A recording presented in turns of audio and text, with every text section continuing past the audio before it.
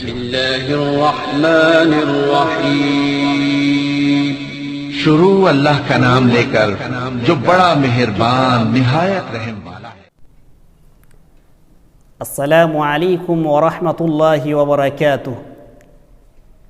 ان الحمد للہ نحمده ونستعینه ونستغفره ونعوذ باللہ من شرور انفسنا ومن سیئات اعمالنا من يهده الله فلا مضل له ومن يضلل فلا هادي له واشهد ان لا اله الا الله وحده لا شريك له واشهد ان محمدا عبده ورسوله اما بعد فاعوذ بالله من الشيطان الرجيم بسم الله الرحمن الرحيم واذان من الله ورسوله الى الناس يوم الحج الاكبر ان الله بريء من المشركين۔ معزز ناظرین، آج کی اس مختصر ویڈیو میں جس ٹاپک کے تحت میں چند باتیں آپ ناظرین کے سامنے پیش کرنے جا رہا ہوں وہ ہے مؤذن کی فضیلت۔ ناظرین، نماز اسلام کے ارکان میں سے ایک اہم اور بنیادی رکن ہے، اور نماز کے لیے شریعت اسلامیہ نے اذان کو مشروع قرار دیا ہے۔ لہذا مؤذن کی فضیلت بیان کرنے سے پہلے اذان کی مختصر تعریف کر دینا مناسب معلوم ہوتا ہے۔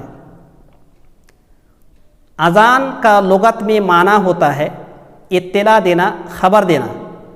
چنانچہ اللہ رب العالمین نے سورہ توبہ میں ارشاد فرمایا وَأَذَانٌ مِّنَ اللَّهِ وَرَسُولِهِ إِلَى النَّاسِ يَوْمَ الْحَجِّ الْأَكْبَرِ أَنَّ اللَّهَ بَرِيءٌ مِّنَ الْمُشْرِكِينَ، یعنی اللہ اور اس کے رسول کی طرف سے اطلاع ہے لوگوں کے لیے حج اکبر کے دن کہ بے شک اللہ تعالیٰ تمام مشرکین سے بری ہے، بے نیاز ہے۔ اس آیت کریمہ میں اذان کا لفظ اطلاع دینے اور خبر دینے کے معنی میں استعمال ہوا ہے۔ شرعی طور پر اذان کہتے ہیں الاعلام بدخول وقت الصلاۃ بذکر مخصوص، یعنی نماز کے وقت کے داخل ہونے کے بارے میں اطلاع دینا مخصوص ذکر کے ذریعے سے۔ اور اذان دینا یہ 5 وقتہ نماز کے لیے فرض کفایہ ہے، جبکہ انسان اگر منفرد ہو تو اس کے لیے اذان دینا مستحب ہے۔ ناظرین، اذان کی اس مختصر تعریف کے بعد ایک اذان دینے والے شخص یعنی مؤذن کی کیا فضیلت ہے، اس تعلق سے میں آپ سامعین کے سامنے 5 احادیث پیش کروں گا۔ امید ہے کہ ان احادیث کو آپ صحیح سے سمجھیں گے اور ان پر عمل کرنے کی کوشش کریں گے انشاءاللہ۔ ناظرین، مؤذن کی فضیلت کے تعلق سے پہلی حدیث جس کے راوی حضرت ابو ہریرہ رضی اللہ تعالیٰ عنہ ہے، اور یہ صحیحین کی روایت ہے، جس میں رسول اللہ صلی اللہ علیہ وسلم نے فرمایا لو يعلم الناس ما في النداء والصف الاول ثم لم يجدوا الا ان يستهموا عليه لاستهموا، یعنی اگر لوگوں کو معلوم ہو جاتا کہ اذان دینے میں اور پہلی صف میں کیا فضیلت ہے تو وہ اگر کوئی راستہ نہ پاتے الا ایک کہ وہ قرآن اندازی کرتے تو وہ ضرور قرآن اندازی کرتے۔ یعنی اذان دینے کی فضیلت اگر ہمیں معلوم ہو جائے تو ہم اتنی تعداد میں اکٹھے ہوتے کہ ہم آپس میں لڑائی کرنے کی راستے تک پہنچ جاتے، اور اس لڑائی کو روکنے کے لیے ہمیں قرآن اندازی کرنا پڑتا۔ مؤذن کی فضیلت کے تعلق سے دوسری حدیث جسے امام ابو داؤد رحمۃ اللہ علیہ نے اپنی سنن کے اندر روایت کیا ہے اور علامہ البانی رحمۃ اللہ علیہ نے اسے صحیح قرار دیا ہے کہ رسول اللہ صلی اللہ علیہ وسلم نے فرمایا اللہم ارشد الائمہ واغفر للمؤذنین، اے اللہ تو اماموں کو رشد و ہدایت کی توفیق دے اور مؤذنوں کے لیے تو بخشش فرما۔ تو اس حدیث میں رسول اللہ صلی اللہ علیہ وسلم نے مؤذنین کے لیے مغفرت اور بخشش کی دعا کی ہے۔ تو وہ ذات جو خاتم الرسل ہے، اگر وہ کسی شخص کے بارے میں دعا کر دے تو گویا کہ وہ دعا ضرور قبول ہوتی ہے۔ مؤذن کی فضیلت کے تعلق سے تیسری حدیث جو صحیح بخاری کی حدیث ہے، حضرت ابو سعید خدری رضی اللہ تعالیٰ عنہ ابو صعصع انصاری رضی اللہ تعالیٰ عنہ سے فرماتے ہیں کہ میں تمہیں دیکھ رہا ہوں کہ تم جنگلوں اور بکریوں کے مابین رہنا پسند کرتے ہو، لہذا تو جب تم جنگل میں رہو یا اپنی بکریوں کے مابین رہو تو نماز کے لیے اذان دیا کرو اور اپنی آواز کو خوب بلند کرو۔ آواز کو کیوں خوب بلند کرو؟ فَإِنَّهُ لَا يَسْمَعُ مَدَى صَوْتِ الْمُؤَذِّنِ جِنٌّ وَلَا إِنسٌ وَلَا شَيْءٌ إِلَّا شَهِدَ لَهُ يَوْمَ الْقِيَامَةِ، کیونکہ انسان یعنی مؤذن کی آواز نہ تو کوئی جن سنتا ہے اور نہ کوئی انسان سنتا ہے اور نہ کوئی دوسری چیز سنتی ہے، مگر یہ سارے کے سارے قیامت کے دن اس کے حق میں گواہی دیں گے۔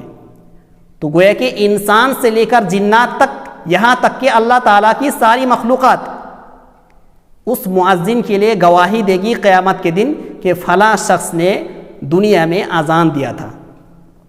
مؤذن کی فضیلت کے تعلق سے چوتھی حدیث، جس میں رسول اللہ صلی اللہ علیہ وسلم نے فرمایا المؤذنون اطول الناس اعناقا یوم القیامہ، یعنی مؤذن حضرات قیامت کے دن سب سے زیادہ لمبی گردن والے ہوں گے۔ لمبی گردن ہونے کا مطلب کیا ہے؟ اس تعلق سے محدثین نے اور شراح کرام نے مختلف باتیں لکھی ہیں، جیسے کہ بعض نے کہا ہے کہ مؤذن کی گردن لمبی ہوگی، اس کا مطلب یہ ہے کہ مؤذنوں کے لیے اللہ تعالیٰ اتنی نیکیاں اور رحمتیں رکھے گا قیامت کے دن کہ مؤذن اسے دیکھنے کے لیے اپنی گردن کو اونچی کرے گا۔ اور بعض لوگوں نے کہا ہے کہ اس کا مطلب یہ ہے کہ قیامت کے دن جب نفسی نفسی کا عالم ہوگا اور لوگ پسینوں شرابور ہوں گے تو اللہ تعالیٰ مؤذنوں کی گردن کو لمبی کر دے گا تاکہ وہ پانی میں اور پسینے میں غرق نہ ہو جائے۔ اور بعض لوگوں نے کہا ہے کہ مؤذن قیامت کے دن سردار ہوں گے، کیونکہ عرب کے لوگ سرداروں کو لمبی گردن والے کہتے ہیں۔ تو اس طرح سے اس حدیث کی مختلف شرح کی گئی ہے۔ بہرحال مؤذن کی فضیلت کے تعلق سے آخری حدیث اور بہت ہی جامع حدیث جسے میں آپ ناظرین کے سامنے پیش کرنے جا رہا ہوں، وہ حدیث ہے جس میں رسول اللہ صلی اللہ علیہ وسلم نے فرمایا من اذن اثنتي عشرة سنة وجبت له الجنة وكتب له بتأذينه في كل مرة 60 حسنة وبإقامته 30 حسنة، یعنی جو شخص اذان دے 12 سال تک تو اس کے لیے جنت واجب ہو جاتی ہے، اور ساتھ ہی ساتھ ہر اذان کی وجہ سے 60 نیکیاں لکھی جاتی ہیں اور ہر اقامت کی وجہ سے 30 نیکیاں لکھی جاتی ہیں۔ سبحان اللہ۔ تو یہ اذان دینے کی فضیلت ہے کہ اگر کوئی شخص 12 سال تک اذان دیتا ہے تو گویا کہ اس کے لیے جنت تو واجب ہوتی ہے، ساتھ ہی ساتھ ہر اذان کی وجہ سے اس کی 60 نیکیاں لکھی جاتی ہیں اور ہر اقامت کی وجہ سے اس کے لیے 30 نیکیاں لکھی جاتی ہیں۔ تو ناظرین، آپ نے 5 احادیث کی روشنی میں سمجھ لیا ہوگا کہ ایک مؤذن کی کیا فضیلت ہے۔ یہیں سے میں اپنی باتیں ختم کر رہا ہوں۔